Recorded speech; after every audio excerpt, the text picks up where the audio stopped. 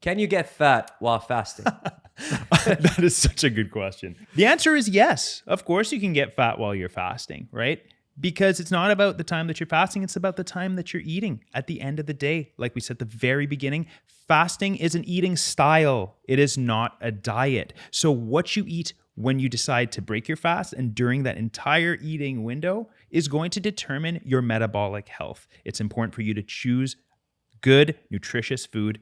That's how you stop gaining weight. What's better, to work out before you break your fast or after you break your fast? The quick answer is likely that it is better for you to work out before you break your fast. At that time, you're still in the fasted period, so you can access all of the hormonal benefits that come with that. And then you can feel free to enjoy a beautiful meal at Iftar with your whole family.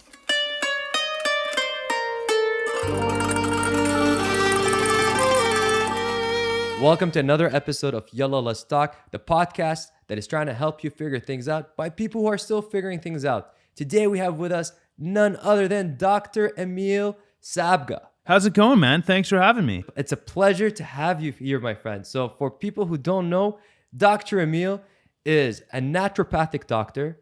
He is a musician, an entrepreneur, and a fantastic friend of mine.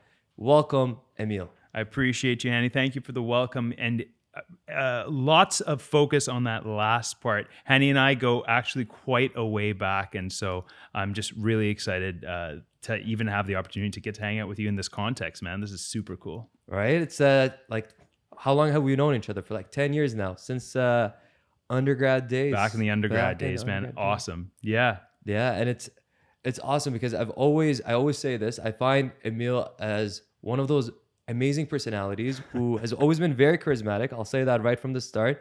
And he's always genuinely wanted to help people in adding value. And now as a naturopathic doctor, you can do that. I appreciate that, man. Yeah, it's kind of been something that has brought me joy and fulfillment kind of as far back as I can remember. And to be honest, in this field, that's kind of the whole purpose, is to bring people value, to get them feeling better and enhance their lives for the rest of their lives. Right? I love that. So can you tell us a little bit more about what got you into naturopathic medicine? Sure. I've always been drawn to asking the question why. I've always just been generally a curious kid. I think I'm still just a curious kid, and I think that's what keeps me engaged in this profession. In a lot of ways, the medical system is set up in a way to solve problems that are in many ways can be life-threatening, can be very severe, significant. And we have a fantastic system set up here in Canada to be able to triage, acute and severe issues. Mm-hmm. Where I see the deficit is in the chronic care management, and kind of taking patients through long-term care and making sure that they are well and can live a high quality of life. And oftentimes I find by simply just engaging with the patient, getting to know their specific individualized story and understanding what their needs are, by asking that question, why, that's how we can really bring health and wellness to the masses.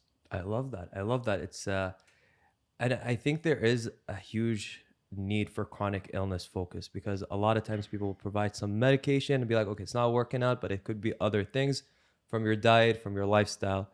And I just want to now transition this to the topic for today, which we're talking about fasting, and we're talking about nutrition. And the first question I know a lot of people will want to ask is, what is a misconception that people have about nutrition in general?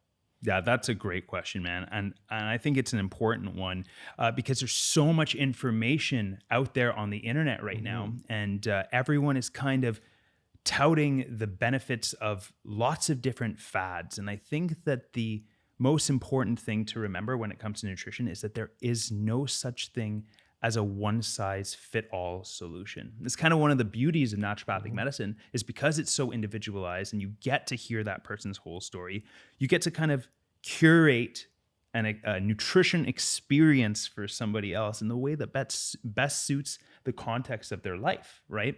And so just to be clear in answering your question, I think that the idea that there's a one size fit all, that's the biggest misconception. We're all different, and we should be treated as such, right?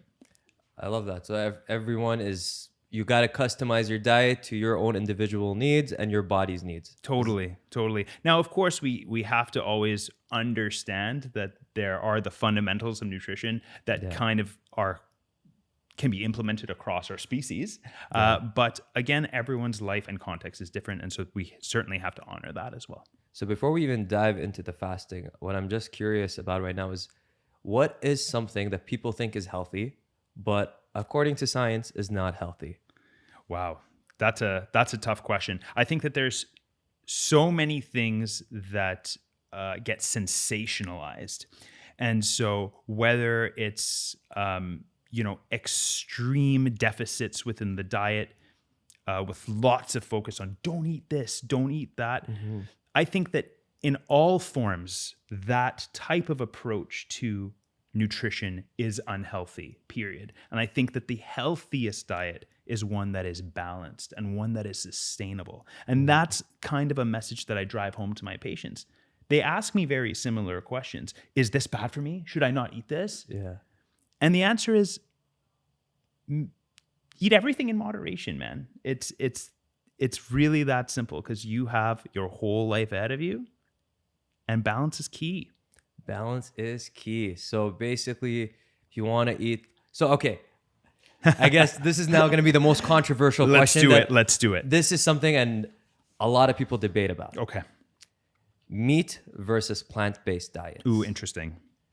Which one? Because there's a lot of controversy or a lot of conflicting studies between which one is better for you. But based on your understanding, which one is a more sustainable lifestyle? Plant-based or meat-based? No, totally. I actually heard this particular descriptor from a gentleman by the name of Brett Hawes. He's a holistic nutritionist and a teacher at the Institute of Holistic Nutrition. So shout out Brett Hawes. I heard your stuff. I like it. He ends up describing humans as what we refer to as flexible omnivores. So the margin for change on both ends is, there's cushion on both sides, right? So a little bit more meat for some, a little bit more plant-based for others. Like I said, highly individualized. Do I think that a strict vegan diet is the healthiest diet? Probably not. But do I think that a strict carnivorous diet is the healthiest diet? Also, probably not, right? We need to be able to understand what our individual needs are and truly honor that. And oftentimes people don't know what that is, right? We can try to be intuitive and we can try to figure that out for ourselves. But I always tell people there's no shame in searching for the answer through the assistance of a naturopathic doctor, a holistic nutritionist, or someone in the space who understands how to curate that protocol for you. I love that. It's all about finding a diet that works for you. Because as much as, we're human and biologically we may be similar, our bodies work differently. 100%. So I appreciate you saying that. And now I just want to dive right into the topic for today, which is all about fasting. Awesome. So first and foremost, what is fasting? Fasting has made its way kind of into mainstream health media these days. But fasting, what it's important to say what fasting is. First, we have to say what fasting is not. Fasting is not a diet. I think people think that it might be a diet. It's certainly not a diet. Fasting is simply an eating pattern or an eating style. And a lot of the data that we have today is starting to suggest that when you eat is just as important as what you eat. And what constitutes as fasting? Like, is there a window of hours that you should not be eating to be like, okay, this is fasting? Yeah. So when it comes to curating a fasting or feeding window, really what we want to do is we want to make sure that we are having set separation of the two, right? Now, fasting can exist in many different ways. It can exist within kind of your standard 16-8 split that we read about on the internet. It exists across cultures and, in Islam and in Christianity and Judaism, Buddhism, Native American spirituality, even ancient Greek mythology. All of these cultures have included fasting in some way, shape, or form in different versions of it. And I think even before we had the scientific data, there was an understanding that fasting is an opportunity to purify the body, purify the spirit, and have a chance of resetting. And so to choose a specific time, again, highly individualized. We try to come up with ways to find the perfect balance across the population. But at the end of the day, to each his own. To each his own. So this is now my next follow-up question, because we are in the month of Ramadan right now, and a lot of people are wondering what exactly is the difference between intermittent fasting as well as fasting during the month of Ramadan. Are there any significant differences that you would like to share? Right. So I think that if I had to answer that as a yes or no question, I would start off by saying no. There isn't really a significant difference. We've already kind of talked about how fasting has transcended religion and culture and has found its way being implemented across so many different places across the world throughout history. If I had to pick one thing that is likely different in Ramadan when compared to your standard intermittent fasting that we read about in all the health blogs today, is that Ramadan is considered to be a dry fast, which means that there is not even consumption of water during the period of fasting. I'm just thinking of people in the audience saying, "Not even water." Not even water. Not I even know water. it's a wild concept, right? A wild concept. But I think that instead of hyperfixating on the fact that you can't even have water during the fast, it just should further solidify those who are health conscious and fasting for Ramadan that during the time, after iftar, when you break fast, ensure that during that feeding window, you're getting adequate hydration. That's an opportunity, a health opportunity. That's what I like to see. I love that. So it's not just, you're not going to be consuming water and you're going to be dehydrated. There's an opportunity for you to actually hydrate, to make sure that your body is still well equipped with water. Definitely. It's all about intention, right? And so if we are having, this period of time where we've intentionally decided to fast, when it's time to eat, we should intentionally eat. And we should curate the meals that are best for us. We should make sure that we're getting adequate hydration. This is an opportunity for wellness awareness, for ourselves, for our families, of course, with all of the other celebratory things that come along with Ramadan as well, right? So, well, thank you very much for clarifying that. And I think you've touched on this aspect before, and I want to bring it back to the benefits. What are the benefits for fasting? Yeah, that's what everybody wants to know, right? So there are many that show up in the data. So some people utilize fasting as a weight loss solution. That is something that everybody kind of wants to know more about, but it goes so much further than that. There's so many benefits from a cognitive enhancement perspective. It improves clarity, it improves focus, it helps to regulate proper hormone production. And a big and important one for me, especially in practice, is the balancing and management of blood sugar levels. So this is probably a good opportunity to very briefly explain kind of the mechanism of fasting and why it is so beneficial.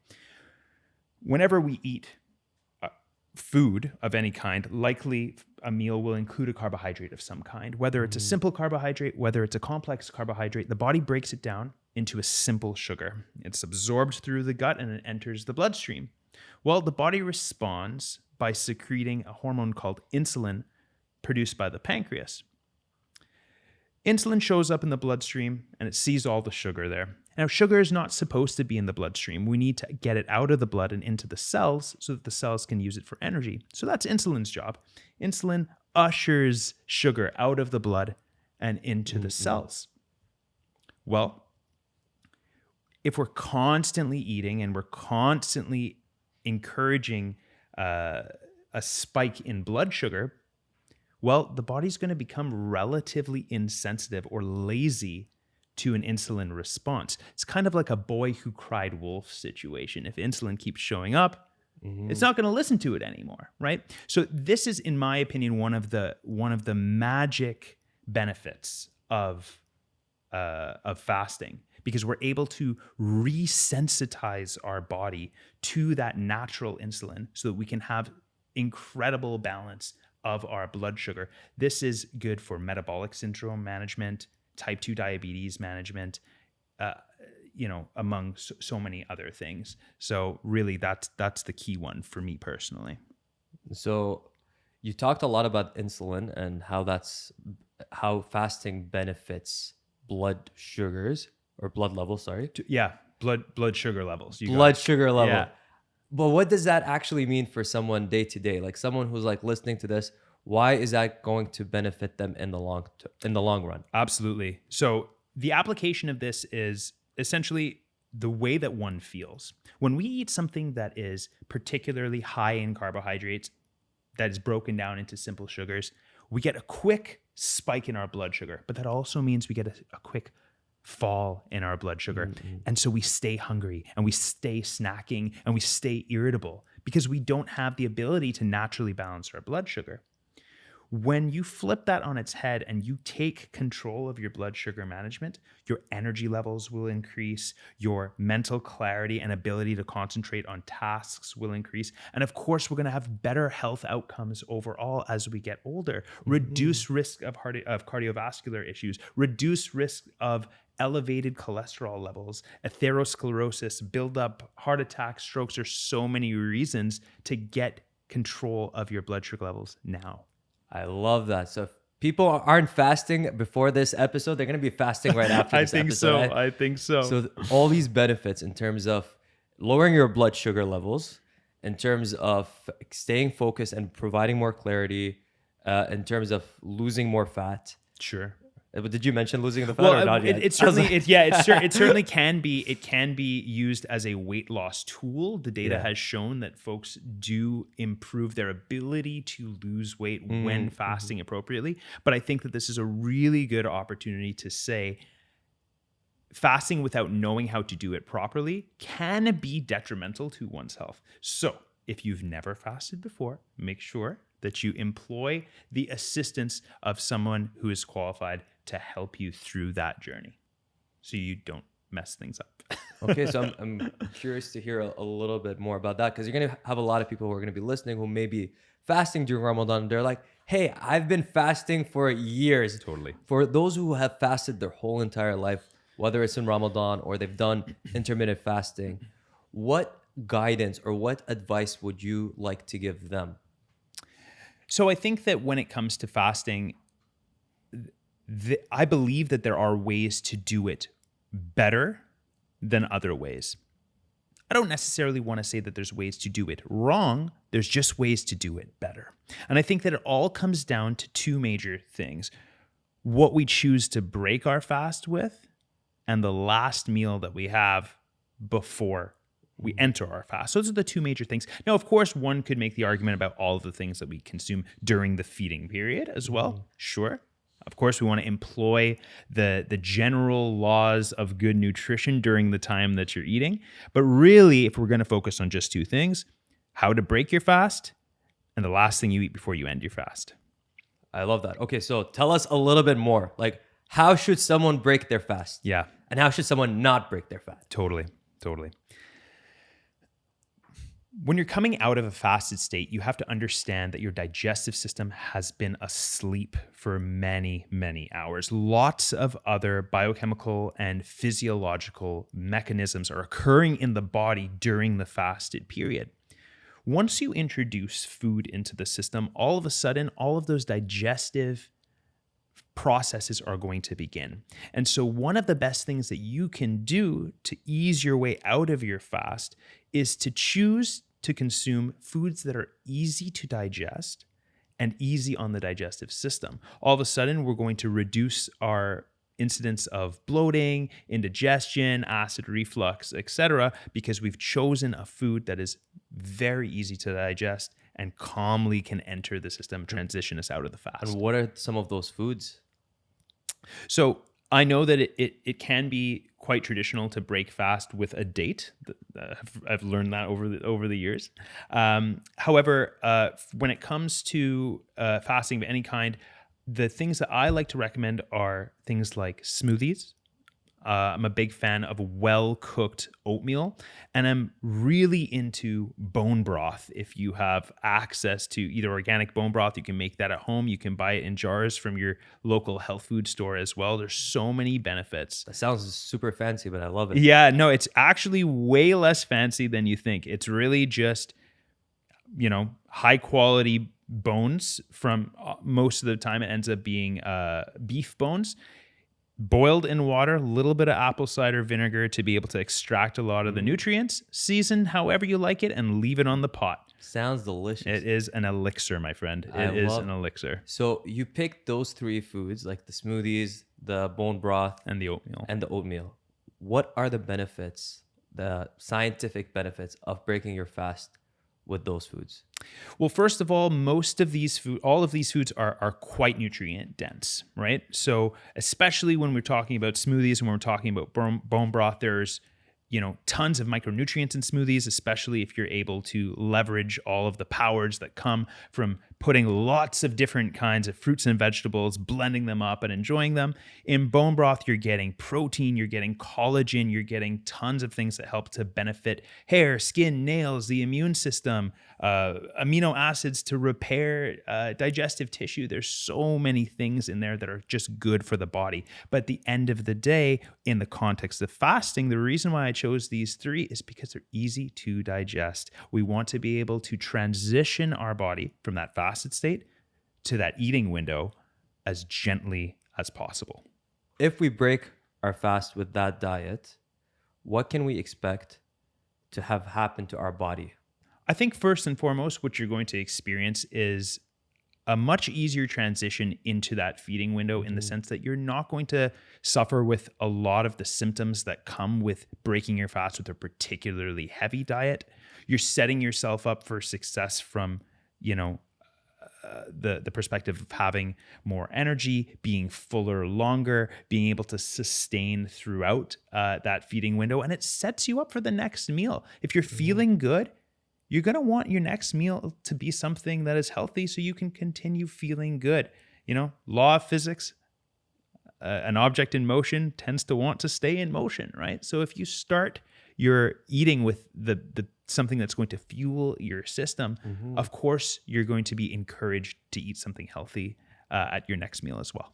I love that. And now you told us about the foods that we should break our fast with. Now let's go on the flip side. Sure. What should you not break your fast with? So typically, you're not going to want to break your fast with anything that is going to significantly spike your blood glucose levels or your blood sugar levels. Refined sugars, refined or processed foods, cakes, pastries, donuts, anything that is quite obviously unhealthy. And the reason for that is we're going to, like I said, first and foremost, spike that blood sugar very quickly. A high spike comes with a quick crash, and we're going to be hungry just a couple hours later. But we're also losing out on a huge opportunity to give our bodies all of the nutrients that it needs in that time for their first meal. So we definitely want to focus on choosing healthy, easy to digest meals first. Okay, I love that. So first, you got to have the nutritious meal first. And then after that, you want to get a dessert, that's fine. Now, let's put this in terms of real life example. It's Ramadan. I'm breaking my fast at dinner.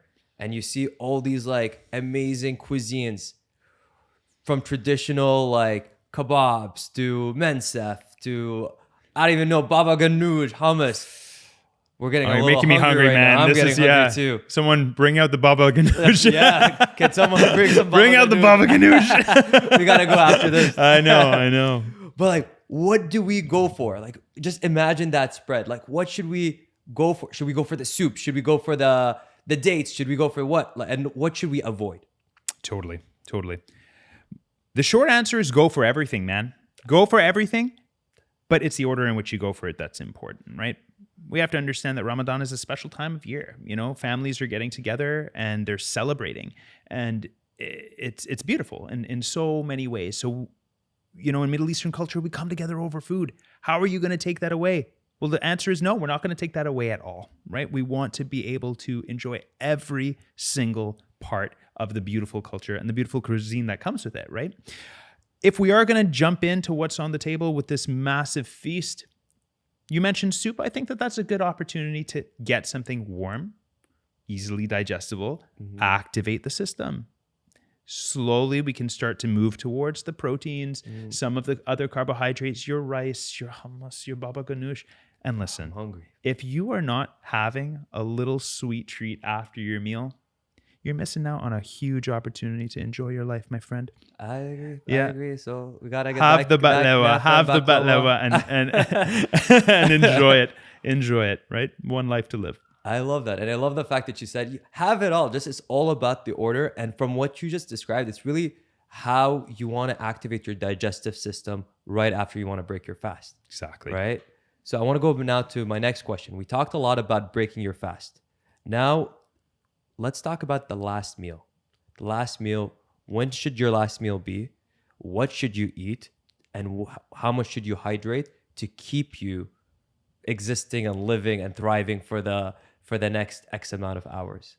Totally. And I think that the way to answer that question is just to kind of drive home what a healthy plate looks like. Because if we are setting ourselves up to enter a fasted state, we want to make sure that we've given our body everything that it needs to be able to succeed through that fasted state.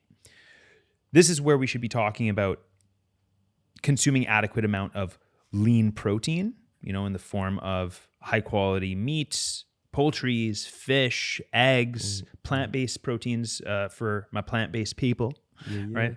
Lots of fiber. Fiber is a great way to kind of balance the blood sugar and keep us fuller for longer. That can be done through whole grains, vegetables, etc., and healthy fats, you know, olive oil, avocados, coconut oil. Some people use clarified butter or ghee. That tends to keep us fuller for longer as well. And it's well managed and metabolized by the body. So if we kind of have a well-rounded and wholesome meal entering a fast, we'll be set to get through the tough times. I love that. Lots of lean protein, nutritious oil, olive oil. Olive oil is great for a healthy fat. Yeah. Gotta And then, have of that course, olive oil. don't forget the fiber. And the fiber. Don't forget the fiber. Okay, noted. I should take notes. I need like a paper and pen for this. That's okay. This is being Yeah. recorded, right? It's So being we can, recorded. you can listen to this as many times as you want. So you're fasting and it's Ramadan and a lot of people are trying to get fit. They're trying to get jacked. What advice do you have for those people?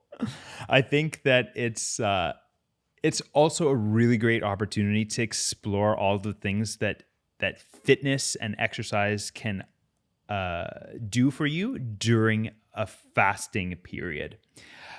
We mentioned during the period of time where we discussed the benefits of fasting, one of them was hormonal regulation. And so lots of things happen after we eat from a hormonal perspective, but also lots of things happen in the body from a hormonal perspective while we're fasting. Increases in things like growth hormone, boosts in natural levels of testosterone, just to name a few.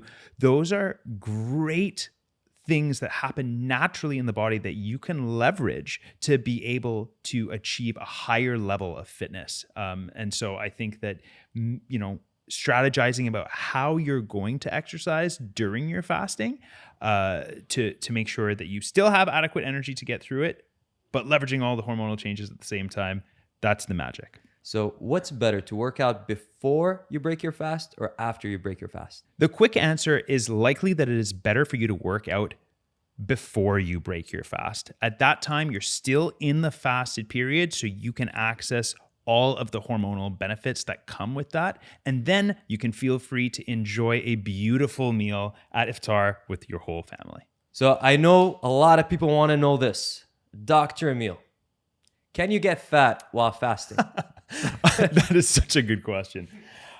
The answer is yes. Of course, you can get fat while you're fasting, right?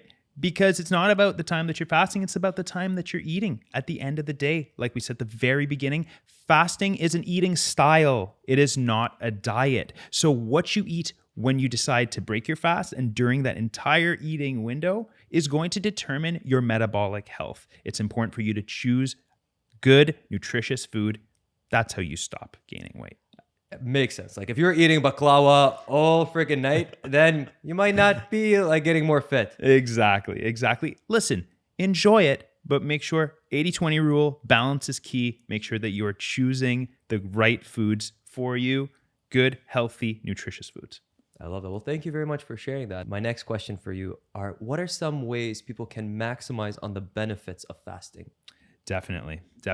So fasting, I say fasting as an eating style, for me, falls under the umbrella of nutrition.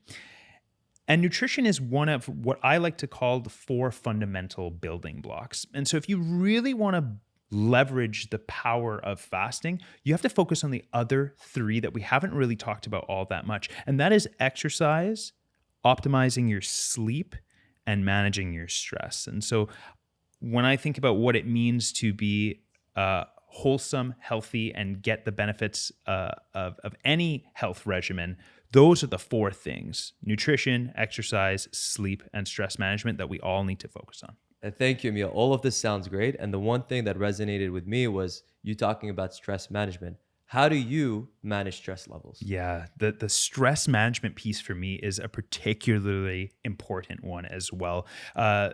Because we all live with stress, right? We all have stress in our lives. And I think that finding the thing that works for you, where you can add joy back into your life, that is one of the best ways to manage your stress. For me, honestly, outside of practice, it's through music. You know, I play in a little pop punk band, and we have a great time recording music, going on tour, playing shows and festivals. So that's a great stress manager for me. It's something I look forward to outside my medical practice for sure. Well, tell us a little bit more about your band. Yeah.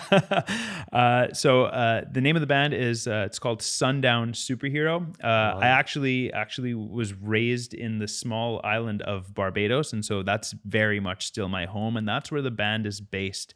And so since our inception, we've been recording music and coming on little tours up here in Canada. The boys hop on a plane and we rent a van and we drive around and play shows in different cities every night. And every May, we actually run our own music festival down on the island. It's called Sundown Fest. And this May, it's actually going to be our 3rd rendition of the festival. And it's growing every year, man. It really is. It's our little baby.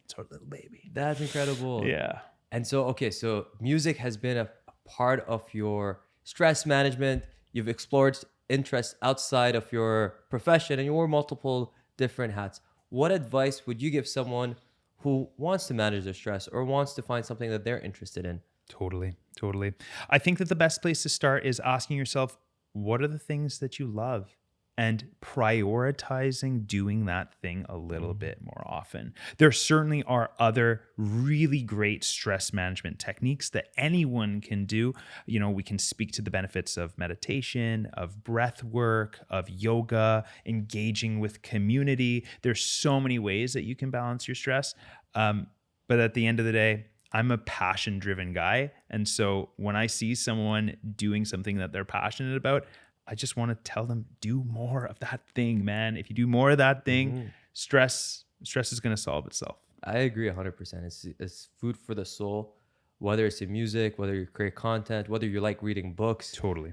It's doing things you enjoy and matter to you. Exactly. Is a great way to live your life. Couldn't agree more. So on that note, Dr. Emile, what is one piece of advice that you'd like to leave the audience with for today? A mantra in my practice with all of my patients, anybody that I talk to about health, is to keep it simple. If you keep it simple, and sustainable, you will live a long, beautiful, healthy life. There are so many complicated fads and things that come in and out of fashion in the health and wellness world. But at the end of the day, it is the small, sustainable changes that we do over time that yield us the best results. That is, if nothing else on this podcast, if I could just have people remember that one line, I'd be happy. I love that. And that sums up our whole conversation in a way, right? It's about finding that balance in your diet. It's about managing your stress and ensuring that you can still enjoy all the foods that you want to eat, just knowing when to eat them, prioritizing your workouts and times that are more effective for you, and really just enjoying and leading with passion. So thank you very much, Dr. Emile. Appreciate it, man. Thank you so much for having me. Thank you. And where can people find you? Where can people find you? And is there any exciting projects that people should learn about? Yeah, definitely. So the best way to kind of keep up with what's going on with me is through Instagram. I've actually just very recently dove headfirst into the world of content creation myself. I've been very focused on my clinical practice, but I recognize that there's so much good information to spread and people to connect with, and I'm a big people person. So Instagram, can't wait to see you on there. Outside of that, I'm actually working on writing a free ebook that is going to be available this April. Sign up on my website, Dr. Emile Sabga. At the time of this recording, we're in March of 2023. So look out for April 2023, the free ebook coming out soon. Amazing. What is this ebook about? So it's basically going to be focused on those 4 fundamental building blocks that we talked about: nutrition, exercise, sleep, stress management. Oftentimes, if I see a patient in practice and they don't have those things under control, we can certainly treat the problem, but those things have to be intact first. So if I could just provide some form of value for free for people to get that under control before they even step into my office, I feel like I've done a little piece of good karma. I love that. And it's free. So you guys, whoever is listening to this, go to Dr. Emile's website, download it, and start living a healthier life. So thank you very much, Emile. And just on that note, I just want to thank everybody for tuning in today. Please don't forget to subscribe, rate us. Like, we are on Spotify, we are on Apple Podcasts, on Anghami, on YouTube. So, yalla, bye.